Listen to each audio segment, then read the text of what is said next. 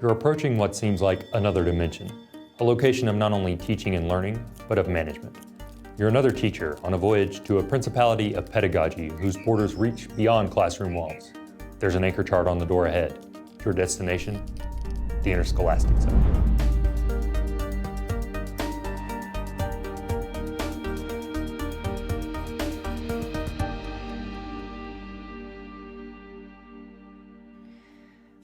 What a day. I worked so hard on that lesson plan, but it seems like I spent most of my time responding to misbehavior.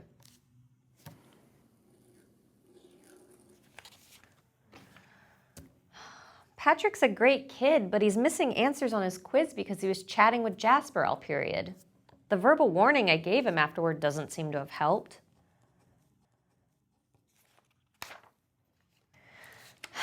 And now Sully's saying he doesn't understand the material when I never even knew he needed help. If only there was some way I could detect these issues before they get out of hand. Oops.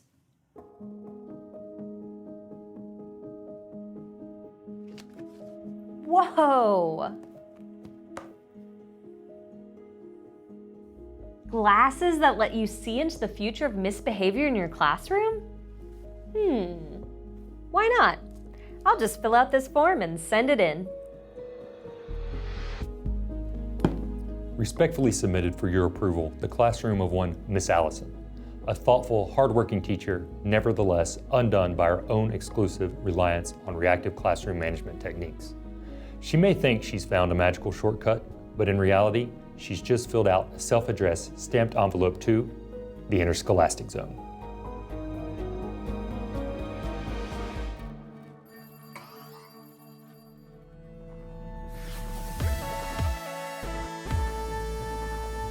Welcome to Launch Your Classroom, I'm Kyle Pope. Did you know that nearly all early civilizations developed along great rivers? As hunter-gatherers began to settle down as farmers, they needed access to fresh water for their crops.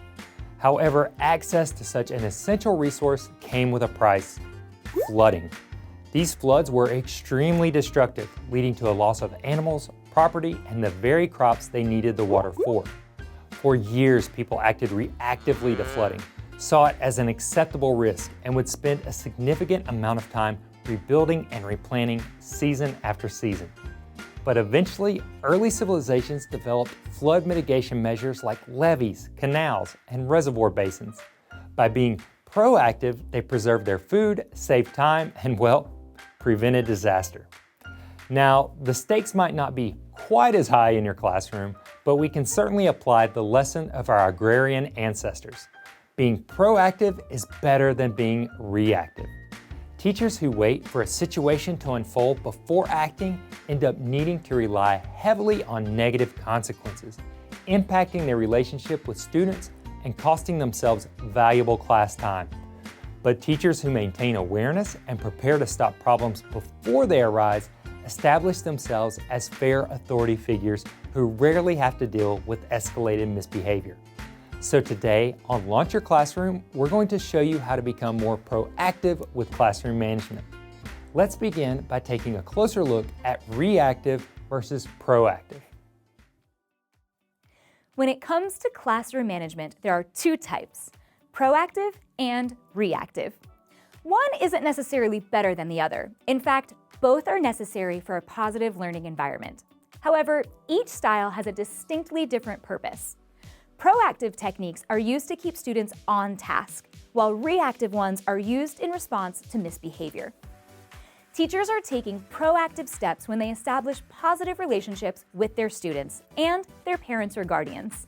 The same is true when they give students responsibilities in the classroom or create a seating chart that accounts for student energy levels and instructional needs.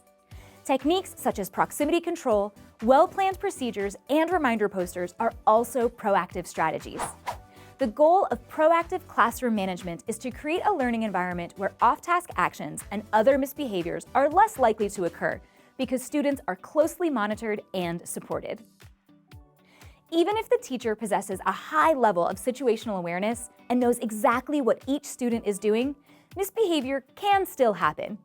That is when a reactive management strategy is necessary. Your consequences are reactive because you only deliver them when a rule is broken.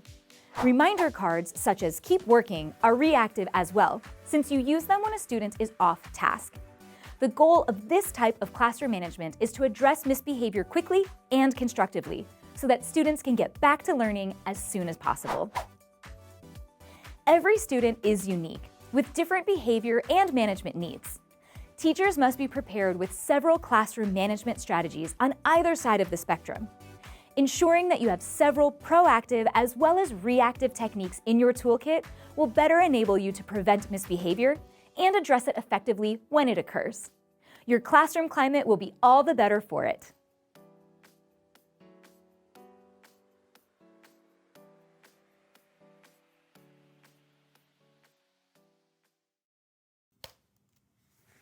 As a teacher, you're on a quest to achieve maximum learning and minimal misbehavior. But balancing the two takes practice and preparation.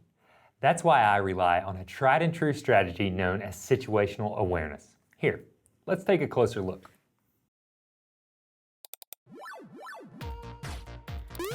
This strategy develops a teacher's awareness of everything around them as it pertains to their students. A teacher must know what each student is doing at all times to ensure they're on task and learning.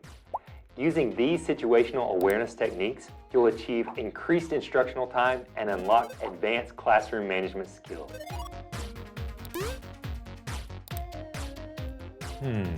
The furniture arrangement in this classroom is very cluttered, making it difficult to see each student and move around the space.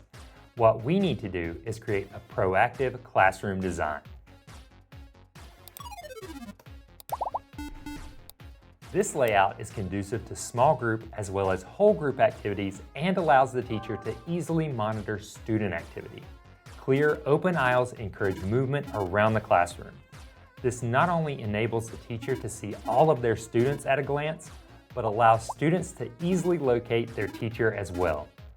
This will lead to increased accountability and a heightened sense of safety for everyone in the classroom. Now that we've set the groundwork for easy observation, it's time to level up our monitoring skills. Sight sound circulation is a technique that incorporates your combined senses and skills. First up is sight. Using peripheral vision enables the teacher to see every student at once and prevents them from having to turn their back on their students. Next, let's look at sound. By carefully listening to the class, teachers can differentiate between positive noise like collaboration and active learning and negative noise from off-task behaviors and chatter. And finally, we have circulation. Moving around the room serves two purposes. Proximity control helps to prevent and manage misbehavior, while checking in on students makes it easy to determine who may need assistance. Now that we've activated our teacher senses, we're ready to apply them to our final strategy, independent work setup cards. These color-coded cards strengthen situational awareness by letting a teacher know when a student needs help. Just like the colors on a traffic light, green means a student is good to go. Yellow indicates that a student could use a little guidance, and red means that they need immediate assistance. These visual cues not only let you know who needs help, but make it easier for you to prioritize your time. First, focus your attention on the students who need it the most. Then, move to the students who will benefit from a quick clarification. And finally, check in on the rest for overall comprehension. This technique provides students with a low-risk way to ask for help and builds their sense of self-awareness. It also affords you the opportunity to establish rapport by delivering individualized attention. Wow, I can tell these proactive strategies are going to make a big difference in the classroom. Remember, establish clear expectations and procedures around these techniques so students feel comfortable using them. Successfully implementing these strategies will allow you to spend less time managing misbehavior and more time effectively teaching your content. As a result, both you and your students will unlock new levels of achievement in your classroom.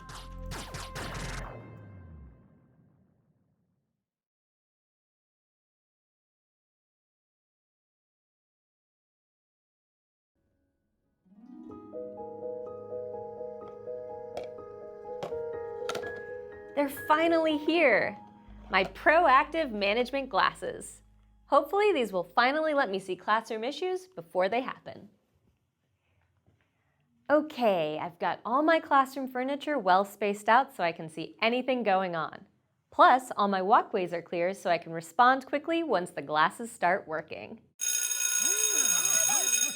Good morning, class. Please take your seats and get started on today's bell ringer. It's a fun one. Okay. Now, to try out these glasses.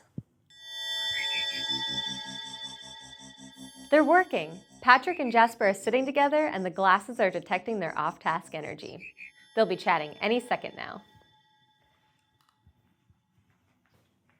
Good morning, Patrick. Could I get you to switch places with Clarice today? Sure.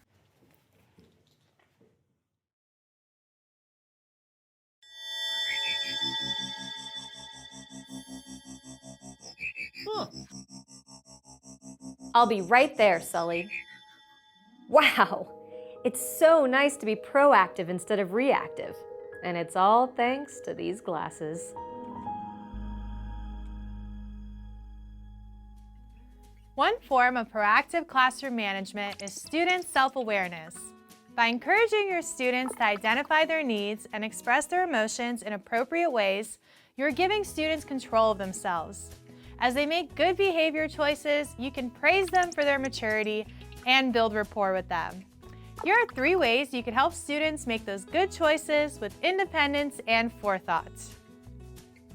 Visual reminders help students remember how to behave so they can correct themselves in the moment. Display anchor charts of your procedures and rules in the areas of your classroom associated with your expectations.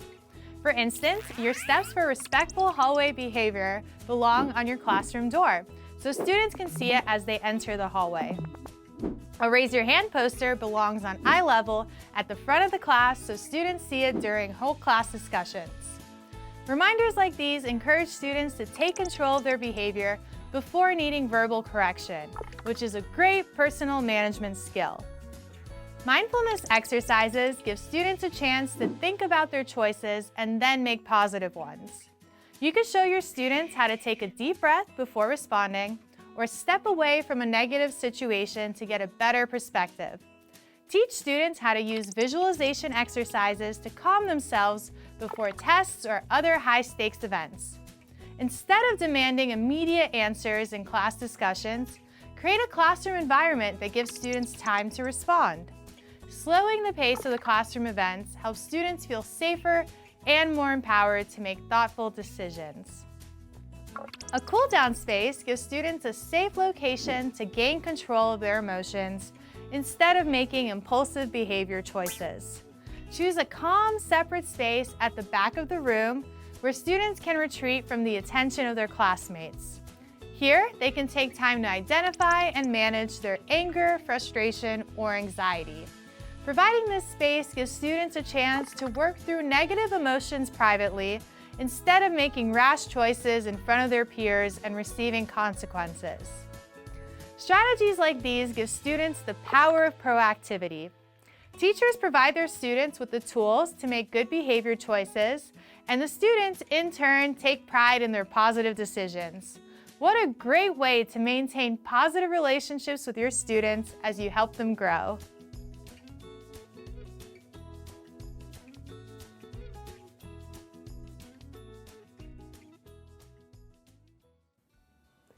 Do you ever take a moment to sit back and recenter yourself before diving into a new activity?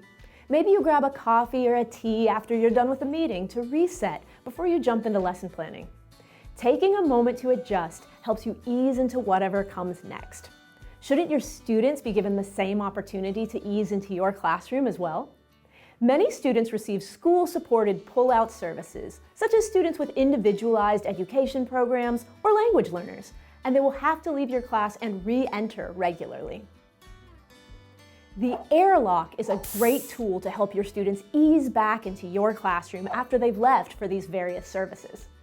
The Airlock is a space that you set up in your classroom for your students to decompress. You should designate an area for your Airlock near your door for quick access, but out of the way so as not to disrupt the learning of your other students. Indicate the space with bright signage, a secure foam mat or rug, or tape on the floor. You should provide various sensory objects for your students to interact with upon entering the airlock.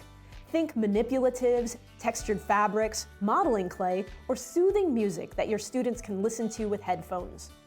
You can get creative with the objects according to what you think would work best for your kids. It's also helpful to provide visuals that explain breathing techniques and stretches. First and foremost, you'll want to explain to your students what exactly the airlock is. Okay, class, I'd like to go over a new feature in the classroom. It's called the airlock. An airlock is a place between a spaceship and outer space where astronauts get ready to come back in. Our airlock is going to be an area where you can take a moment to get ready to learn when you re-enter the class. You'll want to post simple instructions outside of your classroom door so that your students will be reminded how to properly re-enter. Launch control, we have a go, Roger. See you on the other side. When your student enters the classroom, they should go directly to the airlock so they don't distract the rest of the class. 3, 2, 1. Since different students will require different decompression times, discuss time limits with each student individually. Remind them to only take the time they need to reset and to be ready to focus in class. You should explain to your students that the airlock isn't a play area and to be mindful of the amount of time they spend there. When students have taken the time they need to reset, they can raise their hands to let you know they are ready to join the class.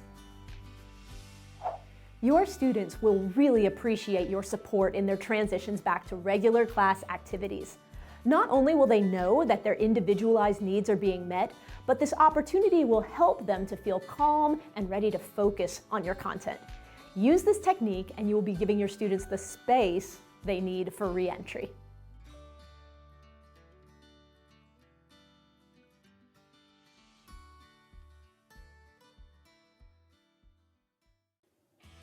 Although there are times when a teacher must be reactive, many misbehaviors can be preempted by being proactive. Designing your classroom to minimize distractions, using sight-sound circulation observation techniques, and providing structure for your activities will help minimize opportunities for students to get off task. Teaching students how to make good choices and allowing them the proper space to think before acting leads to a harmonious classroom. So take some wisdom from our earliest ancestors. Be proactive and stop the flood of classroom management issues before they happen. This month on Launch Your Classroom, we're going to continue to take a look at proactive classroom management. We'll provide you with another strategy that will help build student-to-student empathy. We'll sit down with an expert educator to discuss some common questions teachers have about proactive classroom management. Then we'll finish the month with some wellness tips on how teachers can be proactive for social, emotional, and physical health. So be sure to like this video and subscribe to our channel to get our upcoming content. And check out launchyourclassroom.com for all your professional development needs. Thank you, and we'll see you next time on Launch Your Classroom.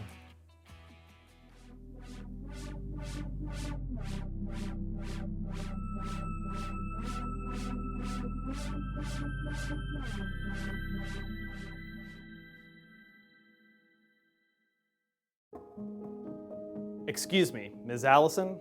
Yes, that's me. What can I do for you? My name is Bilbrey. I represent Grabowski's Novelties, Curios, and Teaching Supply Corporation. Am I correct that you recently posted a mail-in order for our proactive pair of management glasses? You bet I did, and I'm so happy with them. They've been like a dream.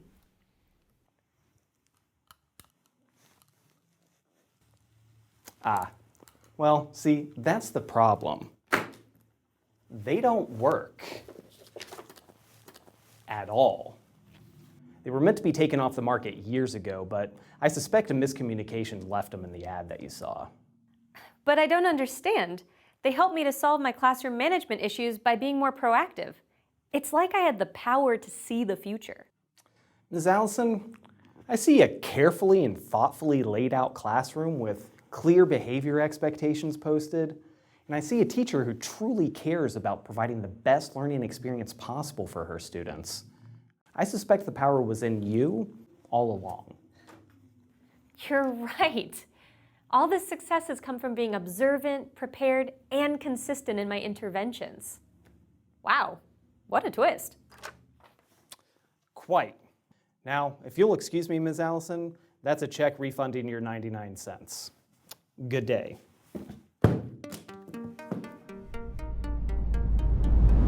What a twist indeed. A fitting end to a story that reminds us you don't need a magical trinket to keep your classroom in order, but a proactive approach can go a long way into the interscholastic zone.